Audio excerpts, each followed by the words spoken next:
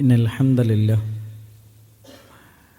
نحمده ونستعينه ونؤمن به ونتوكل عليه ونعوذ بالله من شرور أنفسنا ومن سيئات أعمالنا من يهده الله فلا مضل له ومن يضلله فلا هادي له أشهد أن لا إله إلا الله وحده لا شريك له وأشهد أن محمدا عبده ورسوله أرسله بالهدى ودين الحق ليظهره على الدين كله ولو كره المشركون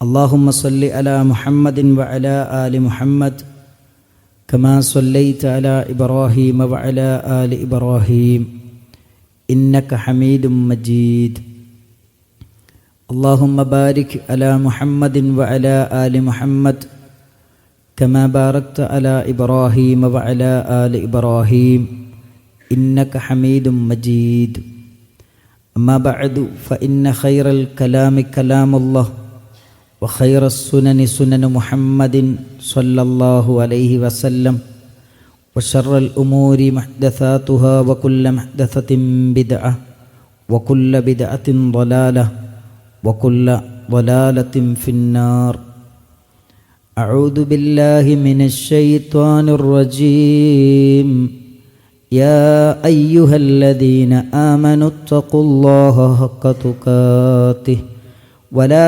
تموتن إلا وأنتم مسلمون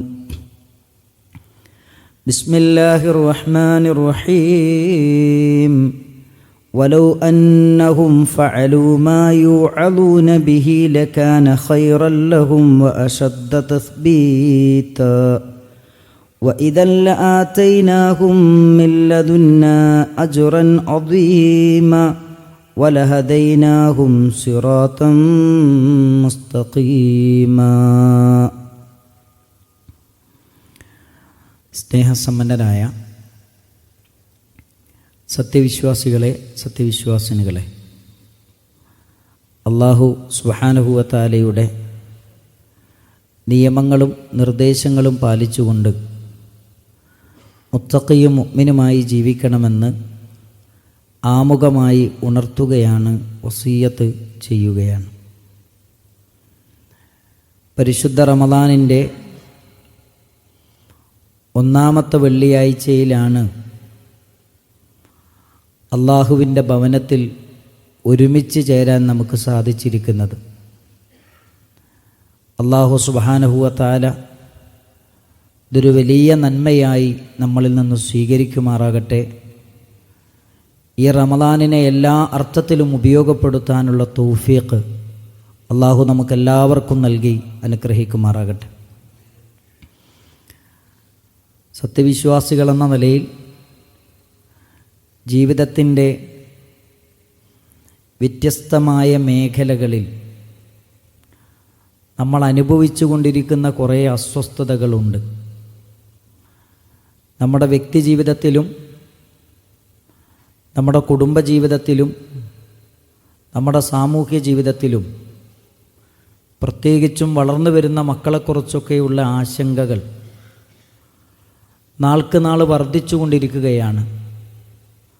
ചുറ്റുപാടുകളിൽ നിന്നും സമാധാനവും സ്വസ്ഥതയും കിട്ടുമെന്ന് വിചാരിക്കുന്നുവെങ്കിലും കേട്ടുകൊണ്ടിരിക്കുന്നതും കണ്ടുകൊണ്ടിരിക്കുന്നതും അസമാധാനത്തിൻ്റെ കേൾവികൾ മാത്രമാണ്. എല്ലാവരും ചോദിക്കുന്നത് എന്താണൊരു പരിഹാരം? എൻ്റെ വ്യക്തി ജീവിതത്തിൽ എനിക്ക് സമാധാനം കിട്ടാൻ, എൻ്റെ കുടുംബത്തിലൊരു സ്വസ്ഥത കിട്ടാൻ, ഞാൻ അനുഭവിച്ചു കൊണ്ടിരിക്കുന്ന പ്രതിസന്ധികളെ തരണം ചെയ്യാൻ എന്താണൊരു വഴി?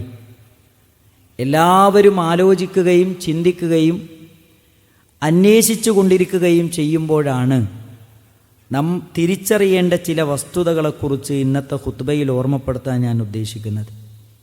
പരിശുദ്ധ ഖുർആനിനെ പരിചയപ്പെടുത്തിയ ഏറ്റവും പ്രധാനപ്പെട്ട ഒരു വാചകമുണ്ട്. അത് ശ്രദ്ധിച്ചു കഴിഞ്ഞാൽ ജീവിതത്തിൽ എന്തൊക്കെ പ്രയാസങ്ങളുണ്ടോ അത് മുഴുവനും അവസാനിക്കുന്നതാണ്. ആ പ്രശ്നങ്ങൾക്കെല്ലാം പരിഹാരം അവിടെയുണ്ട് എന്ന് നമുക്ക് മനസ്സിലാകും. വിശുദ്ധ ഖുർആനിലെ സൂറത്ത് ഇബ്രാഹീമിലെ 1-ാമത്തെ വചനമാണത്. അലിഫ് ലാം റ കിതാബുൻ അൻസൽനാഹു ഇലൈക്. ഈ ഗ്രന്ഥം നിങ്ങളിലേക്ക് അവതരിപ്പിക്കപ്പെട്ടത് എന്തിനാണെന്നറിയോ? ലിതുഖ്രിജന്നാസ മിനദ്ദുലുമാതി ഇലന്നൂർ. വ്യക്തിജീവിതത്തിലും കുടുംബജീവിതത്തിലും സാമൂഹ്യ ജീവിതത്തിലും ജീവിതത്തിൻ്റെ ഏതൊക്കെ മേഖലകളിൽ ഇരുട്ടിൽ തപ്പുന്നവരുണ്ടോ അവരെ വെളിച്ചത്തിലേക്ക് നയിക്കുന്ന ഗ്രന്ഥമാണ് പരിശുദ്ധമായ ഖുർആൻ. ഇത് തിരിച്ചറിഞ്ഞവരാണെങ്കിൽ ജീവിതത്തിൽ എവിടെയും നമ്മൾ നിരാശപ്പെടുകയില്ല, നിഷ്ക്രിയരാവുകയില്ല. ഇത് തിരിച്ചറിയാത്തവരാണ് ജീവിതത്തിൻ്റെ മുഴുവൻ മേഖലകളിലും നിരാശയും നിഷ്ക്രിയത്വവുമായി ജീവിതത്തെ മുന്നോട്ട് കൊണ്ടുപോകുന്നത്. അടുത്ത വാചകം എന്താ അറിയോ സഹോദരങ്ങളെ? അല്ലാഹു സുബ്ഹാനഹു വ തആലയുടെ അനുവാദപ്രകാരം അല്ലാഹു ഏറ്റവും മനോഹരമായ മാർഗത്തിലേക്ക് അവനെ നയിക്കും. ഈ ആയത്തിനെ വിശദീകരിക്കുന്നിടത്ത് മഹാരഥന്മാരായ പണ്ഡിതന്മാർ ഇതിന് നൽകുന്ന തഫ്സീർ എന്താണെന്നറിയോ? ഇരുട്ടിൽ നിന്ന് വെളിച്ചത്തിലേക്ക് നയിക്കുക എന്ന് പറഞ്ഞാൽ അതിൻ്റെ അർത്ഥം ലിയുഖ്രിജന്നാസ മിൻ ളുലുമാത്തിൽ ജഹ്ലി വൽ കുഫ്രി വൽ അഖ്ലാഖി സയ്യിഅ. കുഫറിൽ നിന്നും അജ്ഞതയിൽ നിന്നും അതിൻ്റെ ഇരുട്ടുകളിൽ നിന്ന് അവരെ വെളിച്ചത്തിലേക്ക് നയിക്കുന്നു എന്നാണ്. മോശപ്പെട്ട സ്വഭാവങ്ങളിൽ നിന്ന്, സത്യനിഷേധങ്ങളിൽ നിന്ന്, അജ്ഞതകളിൽ നിന്ന്, അന്ധവിശ്വാസങ്ങളുടെ കൂരിരുട്ടുകളിൽ നിന്ന് മനുഷ്യരെ അല്ലാഹു സുബ്ഹാനഹു വ തആല നയിക്കുന്നത് ഇലാ നൂരിൽ ഇൽമി, അറിവിൻ്റെ വെളിച്ചത്തിലേക്കാണ്. വൽ ഈമാൻ, വിശ്വാസത്തിൻ്റെ വെളിച്ചത്തിലേക്കാണ്. വൽ അഖ്ലാഖിൽ ഹസന, ഏറ്റവും പ്രോജ്വലമായ സ്വഭാവത്തിൻ്റെ സോപാനങ്ങളിലേക്കാണ് ഈ ഖുർആൻ നമ്മളെ വിളിച്ചു കൊണ്ടുപോകുന്നത്. അപ്പോൾ ജീവിതത്തിൽ എന്തൊക്കെ പ്രശ്നങ്ങളുണ്ടെങ്കിലും ഖുർആൻ നമ്മോടൊപ്പം ഉണ്ടെങ്കിൽ, നമ്മൾ ഖുർആനിനോടൊപ്പം ഉണ്ടെങ്കിൽ ആ ഖുർആൻ നമ്മളെ കൊണ്ടുപോകുന്നത് സ്വസ്ഥമായൊരു ജീവിതത്തിലേക്കാണ്.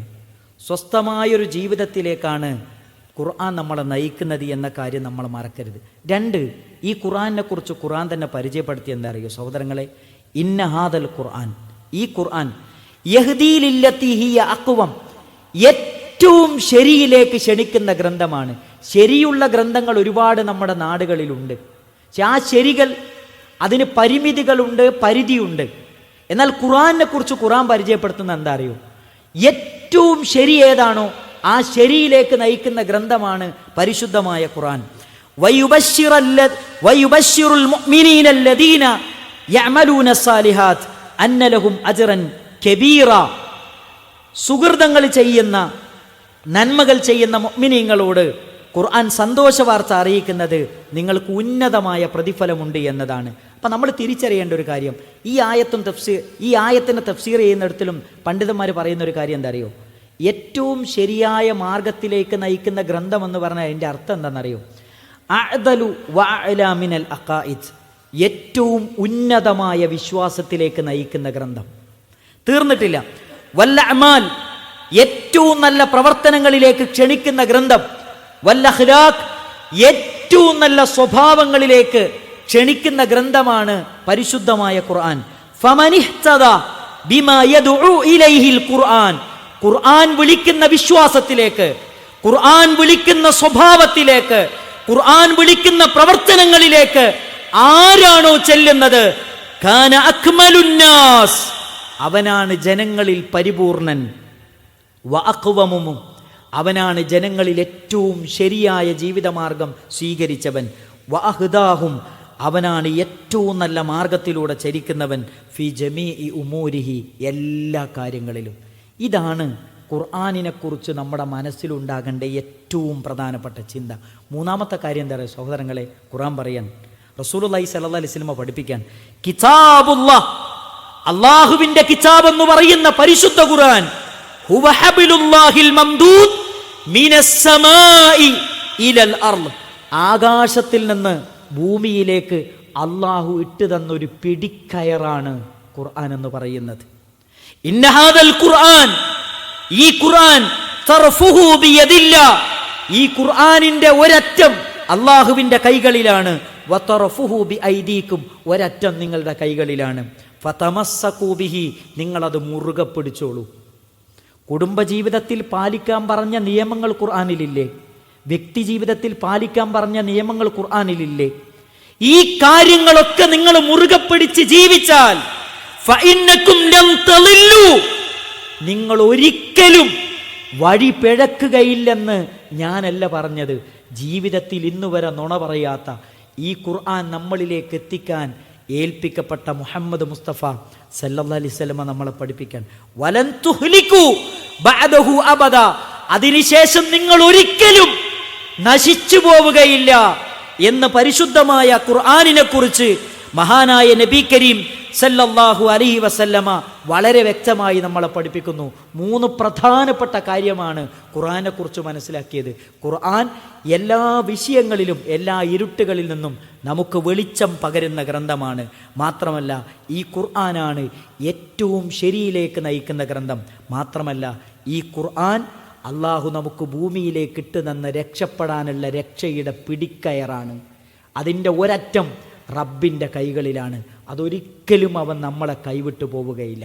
അത് സ്വീകരിച്ചവൻ, അത് ജീവിതത്തിലേക്ക് നെഞ്ചേറ്റിയവൻ ഒരിക്കലും നഷ്ടബോധം അനുഭവിക്കേണ്ടി വരില്ല എന്നാണ് പറയുന്നത്. ഇതൊക്കെ ആയിരുന്നിട്ടും ഈ ഖുർആനിനോട് നമ്മുടെ സമീപനം എന്താണ് പ്രിയപ്പെട്ടവരെ? പരിശുദ്ധ റമദാനിൻ്റെ 2ാമത്തെ നോമ്പിലാണ് നമ്മളുള്ളത്. നമ്മൾ എത്ര പേജുകൾ നമുക്ക് പാരായണം ചെയ്യാൻ പറ്റി? ഖുർആനിനോടുള്ള നമ്മുടെ ബന്ധം എത്രത്തോളം നമുക്ക് നന്നാക്കാൻ പറ്റി? അള്ളാഹുവിൻ്റെ റസൂൽ കരീം സല്ലല്ലാഹു അലൈഹി വസല്ലമ പരലോകത്തെക്കുറിച്ച് പറയുന്നിടത്ത് പറയുന്ന സങ്കടകരമായി പറയുന്നൊരു വാചകം എന്താ അറിയോ? വഖാല റസൂൽ, അള്ളാഹിൻ്റെ റസൂൽ പരലോകത്ത് വെച്ച് പറയും. എന്താ പറയാന്നറിയോ? യാ റബ്ബി ഇന്ന ഖൗമി ഇത്തഖദു ഹാദൽ ഖുർആന മഹ്ജൂറ, പടച്ച റബ്ബെ ഈ ഖുർആനിനെ ഈ ജനങ്ങൾ അഗണ്യ കോടിയിലേക്ക് തള്ളിക്കടഞ്ഞല്ലോ എന്ന് പ്രവാചക തിരുമേനി സല്ലല്ലാഹു അലൈഹി വസല്ലമ സങ്കടത്തോടുകൂടി മനുഷ്യരെ നരകത്തിലേക്ക് വലിച്ചെറിയുമ്പോൾ സങ്കടത്തോടുകൂടി വിളിച്ചു പറയുന്ന, പടച്ചോനെ എൻ്റെ ഉമ്മത്ത് ഈ ഖുർആനിനെ ഒഴിവാക്കി കളഞ്ഞല്ലോ, അഗണ്യകോടിയിലേക്ക് തള്ളിക്കളഞ്ഞല്ലോ എന്ന് സങ്കടത്തോടുകൂടി പറയുന്നതാണ്. അതുകൊണ്ട് സഹോദരങ്ങളെ, നമ്മൾ ഒരിക്കലും ഖുർആനിനെ അവഗണിച്ചവരുടെ കൂട്ടത്തിൽ പെടരുത്. എന്നാൽ ഖുർആനിനോട് നമ്മൾ സ്വീകരിക്കേണ്ട ഏറ്റവും സുപ്രധാനമായ 4 സമീപനങ്ങളുണ്ട്. അതിലൊന്നെന്താ അറിയോ? ഖുർആൻ നമ്മൾ പഠിക്കണം. ഖുർആൻ നമ്മൾ പഠിക്കണം. ഖുർആൻ പഠിച്ചേ പറ്റുള്ളൂ. നിങ്ങൾ നോക്കൂ, ജീവിതത്തിൽ നമ്മൾ എന്തൊക്കെ പഠിക്കുന്നുണ്ട്. ഒരു മാത്സിൻ്റെ ഫോർമുല പഠിക്കണമെന്ന് പറഞ്ഞാൽ എത്ര എളുപ്പത്തിലാണ് നമ്മളത് മനപ്പാടാക്കുന്നത്. ജീവിതത്തിൽ എന്ത് കാര്യം, ഇപ്പോൾ ഒരു പുതിയൊരു മൊബൈൽ നമ്മുടെ കയ്യിലേക്ക് കിട്ടിക്കഴിഞ്ഞാൽ അതിൻ്റെ ഓരോ ഓപ്ഷൻസും വളരെ മനോഹരമായി നമ്മൾ കൈകാര്യം ചെയ്യുന്നത് എന്തുകൊണ്ടാണ്? നമ്മുടെ അത് പെട്ടെന്ന് നമുക്ക് പഠിച്ചെടുക്കാൻ പറ്റും. അതിനുള്ള കഴിവും കരുത്തൊക്കെ പടച്ചു നമുക്ക് തന്നിട്ടുണ്ട്. അതെന്താണ്? ഖുർആൻ പഠിക്കുന്ന വിഷയത്തിൽ നമുക്ക് ഉപയോഗിച്ചാൽ നമ്മൾ ആലോചിക്കേണ്ട ഒരു കാര്യമാണ് പ്രിയപ്പെട്ടവരെ. അള്ളാഹിൻ്റെ റസൂൽ സല്ലല്ലാഹു അലൈഹി വസല്ലമ പറയാണ് ഖുർആൻ പഠിക്കുന്നവരുടെ മഹത്വം. വമജ്തമഅ ഖൗമുൻ ഫീ ബൈത്തിൻ മിൻ ബുയൂത്തില്ല, അള്ളാഹിൻ്റെ വീട്ടിലിരുന്ന് ഒരാൾ ഖുർആൻ പഠിക്കുകയാണ്. എന്താ പഠിക്കുന്നതെന്നറിയോ? അങ്ങനെ പഠിച്ചാൽ ഇല്ലാ നസലത്ത് അലൈഹിമുസ് സക്കീന, അവന് സമാധാനം അള്ളാഹ് ഇറക്കി കൊടുക്കുന്നതാണ്. നമ്മൾ അനുഭവിച്ചുകൊണ്ടിരിക്കുന്ന എല്ലാ പ്രശ്നങ്ങൾക്കുള്ള പരിഹാരം പടച്ചോൻ തരുന്നതാണ്. സമാധാനം അത് നമുക്ക് കിട്ടാനുള്ള മാർഗമാണ് ഖുർആൻ പഠിക്കൽ. മാത്രമല്ല വഹശിയത്തുഹും റഹ്മ, കാരുണ്യം നമ്മളെ പൊതിയും. വഹഫത്തുഹുൽ മലായിക, മലക്കുകൾ നമ്മളെ പൊതിയും. വദക്കറഹുമുല്ലാഹു ഫീമൻ ഇൻദ, അള്ളാഹുവിൻ്റെ ദർബാറിലുള്ള മലക്കുകളോട് അഭിമാനത്തോടുകൂടി നമ്മുടെ പേരുകൾ വിളിച്ചു പറയുമെന്ന് മുഹമ്മദ് മുസ്തഫ സല്ലല്ലാഹു അലൈഹി വസല്ലം നമ്മളെ പഠിപ്പിക്കുന്നുണ്ട്. 2ാമത്തെ കാര്യം എന്താ അറിയോ സഹോദരങ്ങളെ? ഇന്നലില്ലാഹി അഹ്ലീന മിനന്നാസ്, ജനങ്ങളിൽ അള്ളാഹുവിൻ്റെ ആൾക്കാരുണ്ട് ജനങ്ങളിൽ. അപ്പോൾ ആളുകൾ ചോദിക്കാണ്, സഹാബത്ത് ചോദിക്കാണ്, നബിയെ യാ റസൂലല്ലാഹ് മൻഹും, അള്ളാഹിൻ്റെ ആൾക്കാരെന്ന് പറയുന്ന ആൾക്കാർ ആരാണ് നബിയെ എന്ന് ചോദിച്ചപ്പോൾ നബി സല്ലല്ലാഹു അലൈഹി വസല്ലം പറഞ്ഞാൽ എന്താ അറിയോ?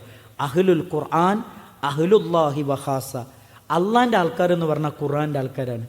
നമ്മൾ പറയില്ലേ ഇന്ന പാർട്ടീൻ്റെ ആൾക്കാരാണ്, അവൻ ഇന്ന പാർട്ടീൻ്റെ ആൾക്കാരാണെന്ന് പറയില്ലേ? എന്നാൽ ഖുർആൻ പഠിക്കുന്ന ആളുകളെക്കുറിച്ച് അള്ളാഹ് പറഞ്ഞാൽ എന്താ അറിയോ? അവൻ അള്ളാഹിൻ്റെ ആൾക്കാരാണെന്നാണ്.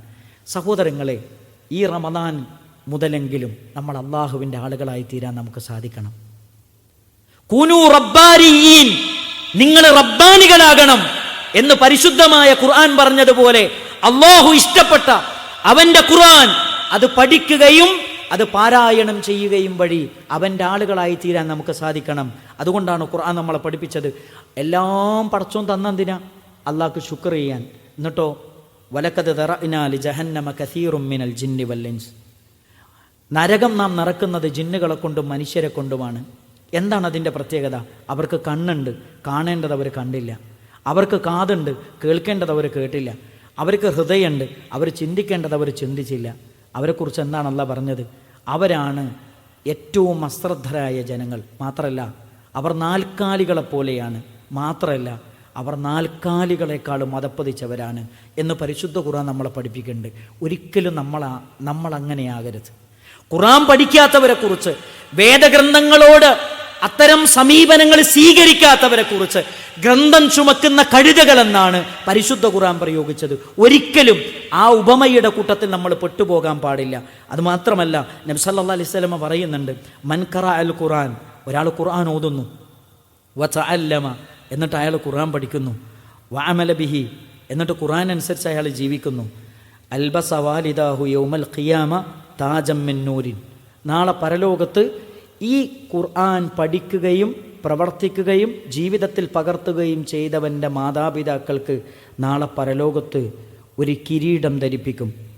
മാത്രമല്ല വയുക്സ വാലിദാഹു ഹില്യതീൻ, സ്വർഗത്തിലെ 2 ഉടയാടകൾ അവർക്ക്, ആ മാതാപിതാക്കൾക്ക് ധരിപ്പിക്കപ്പെടും. അവർ ചോദിക്കും അല്ലാഹുവിനോട്, ബിമ കുസീന, എന്തിനാണ് റബ്ബേ ഇത് ഞങ്ങളെ ധരിപ്പിച്ചത്? അല്ല പറയുന്ന മറുപടി എന്താ അറിയോ? ബി അഖദി വലദിക്കുമൽ ഖുർആൻ, നിന്റെ മക്കളെ നീ ഖുർആൻ പഠിപ്പിച്ചത് കൊണ്ടാണ്. നമ്മുടെ മാതാപിതാക്കൾക്ക് അങ്ങനെ ഒരു കിരീടം ധരിക്കുമോ? നമ്മുടെ മാതാപിതാക്കൾക്ക് സ്വർഗത്തിൻ്റെ ഉടയാടകൾ ധരിപ്പിക്കപ്പെടുമോ നമ്മൾ ഖുർആൻ പഠിച്ചതുകൊണ്ട്, നമ്മൾ ഖുർആൻ ജീവിതത്തിൽ പകർത്തിയതുകൊണ്ട്? നമ്മൾ ആലോചിക്കേണ്ട ഒരു കാര്യമാണ്. നമ്മുടെ മക്കളെക്കുറിച്ച് നമ്മൾ ചിന്തിക്കണം. നാളെ പരലോകത്ത് സ്വർഗത്തിൻ്റെ കിരീടം, സ്വർഗത്തിൻ്റെ ഉടയാടകൾ എന്തിൻ്റെ പേരിലാണ്? ബി അഖദി വലദിക്കുമൽ ഖുർആൻ, നിന്റെ മക്കളെ ഖുർആൻ പഠിപ്പിച്ചതുകൊണ്ട്. നമ്മൾ ആഗ്രഹിക്കുന്നു, നമ്മൾ സ്വപ്നം കാണുന്നു, ഇത് സാക്ഷാത്കരിക്കണമെങ്കിൽ പ്രാവർത്തിക തലത്തിലേക്ക് നമ്മൾ കൊണ്ടുവരണം. നമ്മൾ മാതൃകയാവണം എല്ലാത്തിലും. നമ്മൾ ഖുർആൻ ഓതുന്നുണ്ടോ? മക്കൾ ഖുർആൻ ഓതും. നമ്മൾ ഖുർആൻ മനഃപ്പാടമാക്കുന്നുണ്ടോ? മക്കൾ മനഃപ്പാടമാക്കും. എല്ലാത്തിലും മാതൃകയാവാൻ നമുക്ക് സാധിക്കണം. ഈ റമദാൻ എല്ലാ നന്മകൾക്കും എല്ലാ സുഹൃതങ്ങൾക്കും മക്കൾക്കെന്നല്ല സമൂഹത്തിനും മാതൃകയാകാൻ നമുക്ക് സാധിക്കണം. അതിന് അല്ലാഹു സുബ്ഹാനഹു വ തആല നമുക്കെല്ലാവർക്കും തൗഫീക്ക് നൽകി അനുഗ്രഹിക്കുമാറാകട്ടെ. അസ്തഗ്ഫിറുല്ലാഹ ലി വലക്കും വലിസാഇരിൽ മുഅ്മിനീൻ. അൽഹംദുലില്ലാഹി റബ്ബിൽ ആലമീൻ, വസ്സലാത്തു വസ്സലാമു അലാ റസൂലിഹിൽ അമീൻ വഅലാ ആലിഹി വസഹ്ബിഹി അജ്മഈൻ. അമ്മാ ബഅദ്. യാ അയ്യുഹല്ലദീന ആമനു തഖുല്ലാഹ ഹഖ്ക തുഖാതിഹി വലാ തമൂതുന്ന ഇല്ലാ വഅൻതും മുസ്ലിമൂൻ. സ്നേഹസമ്പന്നരായ സത്യവിശ്വാസികളെ, സത്യവിശ്വാസിനികളെ, അല്ലാഹു സുബ്ഹാനഹു വ തആലയുടെ നിയമങ്ങളും നിർദ്ദേശങ്ങളും പാലിച്ചുകൊണ്ട് മുത്തഖിയും മുഅ്മിനുമായി ജീവിക്കണമെന്ന് ഒന്നുകൂടെ ഉപദേശിക്കുകയാണ്, വസിയ്യത്ത് ചെയ്യുകയാണ്. പറഞ്ഞു വന്നത് ഖുർആനിനോട് നമ്മൾ സ്വീകരിക്കേണ്ട ഏറ്റവും പ്രധാനപ്പെട്ട 4 സമീപനങ്ങളെക്കുറിച്ചാണ്. അതിലൊന്ന്, ഖുർആൻ നമ്മൾ പഠിക്കണം. 2, വിശുദ്ധ ഖുർആൻ നമ്മൾ പാരായണം ചെയ്യണം. പാരായണത്തിൻ്റെ മഹത്വം നമുക്കറിയാം. 1 ഹറഫ് പാരായണം ചെയ്താൽ 10 ഇരട്ടി കൂലിയാണ്. എന്നിട്ട് നബി സല്ലല്ലാഹു അലൈഹി വസല്ലം പറയുന്നുണ്ട്, അലിഫ് ലാം മീം. അലിഫ് ലാം മീം എന്നത് 1 ഹറഫല്ല. അലിഫു ഹറഫുൻ, ലാമു ഹറഫുൻ, മീമു ഹറഫുൻ. അലിഫിന് 10, ലാമിന് 10, മീമിന് 10. സുബ്ഹാനല്ലാഹ്. ഒരാളൊരു പേജ് ഓതിയാൽ, ഒരു വരി ഓതിയാൽ എത്ര പുണ്യമാണ്. ഇത് നേടിയെടുക്കാൻ പറ്റിയ, ഇവിടെ ഇരിക്കുന്ന പല കച്ചവടക്കാരും ബിസിനസ്സുകാരും ഒക്കെ ഉണ്ടാവും, നല്ല തിരക്കായിരിക്കും. ഒരു സമയം ജമാഅത്തിൻ്റെ ഒരു ടൈം, കുറച്ച് നേരത്തെ നിസ്കാരം കഴിഞ്ഞിട്ട് കുറച്ച് വൈകിട്ട് കുറച്ച് സമയം ഖുർആൻ ഓതാൻ വേണ്ടി നമ്മൾ കാത്തിരിക്കണം, മാറ്റിവെക്കണം. അത് പരലോകത്തേക്കുള്ള ഏറ്റവും വലിയ നന്മയാണ്. അത് നമ്മൾ മറന്നുപോകാൻ പാടില്ല. 3ാമത്തെ കാര്യം, ഖുർആനെക്കുറിച്ച് നമ്മൾ ചിന്തിക്കണം. ലോകത്ത് വലിയ വലിയ ഗവേഷകന്മാർ വരെ ഇസ്ലാമിനെതിരെ വിമർശിക്കാൻ വേണ്ടി പഠിച്ച് ഇസ്ലാമിലേക്ക് എത്തി. അതെന്തുകൊണ്ടാണ്? ഖുർആനിനെക്കുറിച്ചുള്ള ചിന്തയാണ് അവർ ഇസ്ലാമിലേക്ക് എത്തിച്ചത്.